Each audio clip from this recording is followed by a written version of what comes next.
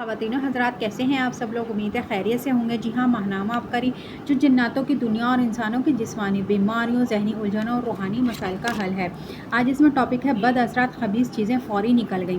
روحانی کلاس میں آپ نے توجہ کے لیے ایک عمل بتایا تھا کہ لفظ اللہ کو سفید کاغذ پر کالی روشنائی سے خوشخط لکھیں اور روزانہ مقررہ وقت پر اسے دیکھنے کی مشق کریں، تنہائی اور خاموشی کے وقت کریں۔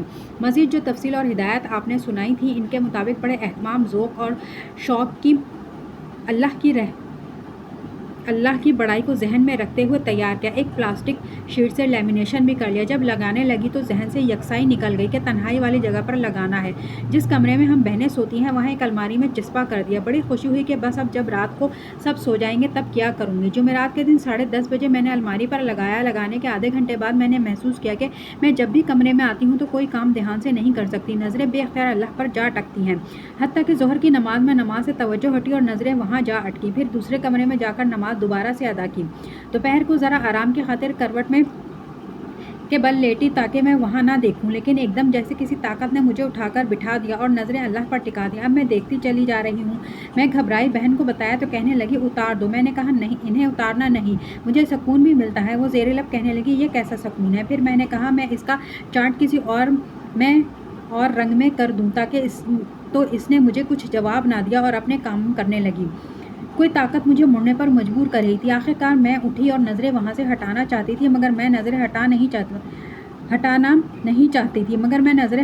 پا رہی تھی۔ پھر کسی طرح کمرے سے باہر آ ہی گئی۔ باہر آتی ہی وہ کیفیت ختم ہو گئی۔ پھر عصر کی نماز کے لیے جب میں وضو کرنے کے لیے جانے لگی تو مجھے ایسا لگا میرے قدم آگے اٹھنے سے انکاری ہیں اور پیچھے سے کوئی طاقت مجھے مڑنے پر مجبور کر رہی ہے۔ میں مڑ گئی، میری نظریں لفظ اللہ پر جا ٹکی۔ میں نے محسوس کیا کہ لفظ اللہ سے باقاعدہ لہریں نکل رہی ہیں جو میرے دماغ اور اعصاب کو جکڑ رہی ہیں اور اس کے ساتھ ہی تیز چلتی ہوئی بالکل الماری کے ساتھ جا کھڑی ہوئی۔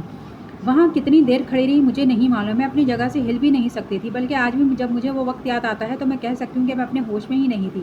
مجھے اپنے وجود کا کچھ پتہ نہ تھا۔ پتہ نہیں کیسے لگا میرے کانوں میں نے بہن کی آواز کو سنا اور جیسے اس دنیا میں واپس آ گئی۔ میں اس کے آنے سے پہلے جلدی سے وہ پیپر اتار کر الماری میں کتابوں کے خانے میں رکھ چکی تھی اور اسے کچھ نہ بتایا۔ اس کے پوچھنے پر میں نے کہا کہ مجھے کچھ ڈر سا لگ رہا تھا تو اس لیے میں نے اتار کر رکھ دیا۔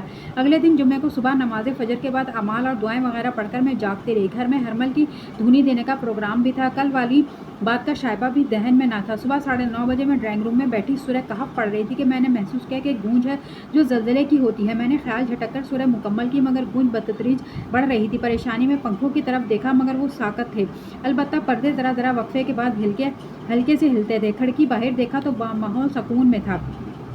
جلدی سے امی اور بہن کو جا کر بتانا چاہا مگر وہ صفائی ستھرائی کر کے ہرمل جلا رہی تھی۔ میں نے انہیں پوچھا کہ کوئی گونج محسوس ہو رہی؟ اتنے میں امی سے کہا دروازہ بند کر دو تاکہ دھواں اچھی طرح پھیل جائے اور باہر آ جاؤ۔ دونوں باہر آ گئے۔ میں نے پھر پوچھا تو ابھی جواب نہ آیا تھا کہ لگا جیسے پورا گھر ہلنے لگا۔ ہم تینوں زلزلہ سمجھ کر بیٹھ گئی۔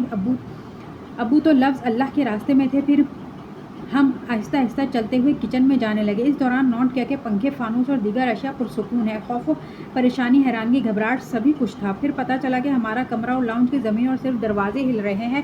ساتھ عجیب سا شور تھا جیسے لوگوں کا کوئی مجموعہ شور پوچھا اچھلتا کودتا کمرے سے نکل کر لاؤنج سے گزر کر باہر دروازے کی طرف جا رہا ہو۔ لاؤنج کا بیرونی دروازہ تو ایسے لگتا تھا کہ ٹوٹ جائے گا، حالانکہ لاک اور کنڈیاں لگی ہوئی تھیں۔ اچھل کود کی آواز، دروازے کی گڑگڑاہٹ ماحول کو اور خوفناک بنا رہی تھی۔ پھر امی اور بہن نے 3 بار آیت الکرسی زمین پر سیدھا ہاتھ رکھ کر پڑھی جس سے زمین کا ہلنا بند ہو گیا، صرف گونج باقی تھی۔ آیت الکرسی کا عمل زلزلے کے وقت کرنے کا ہے۔ پھر گونج کا تعین کیا تو پتہ چلا کہ ہمارا کمرہ گونج دار بنا ہوا ہے۔ پھر آہستہ آہستہ گونج بھی کم ہونے لگی۔ آخر یہ طوفان 12:15 بجے بند ہو گیا۔ حوصلہ کر کے کمرے میں گئے، سب چیزیں اپنی جگہ ٹھیک تھیں۔ امی کہنے لگی کہ تم نے جو لفظ اللہ لکھا یہ اس کی کوئی برکت ہی ہو سکتی ہے کہ اگر بد اثرات تھے تو وہ یہاں سے نکل گئے ہیں۔ بہن نے کہا کہ ہاں ہو سکتا ہے کوئی شریر مخلوق لفظ اللہ سے ڈر کر یا پھر خوشبو کے اثر سے اور لفظ اللہ کے اثر سے دفع ہو گئی۔ تو خواتین و حضرات آج کے لیے اتنا ہی، ملتے ہیں اگلی ویڈیو میں۔ اللہ حافظ۔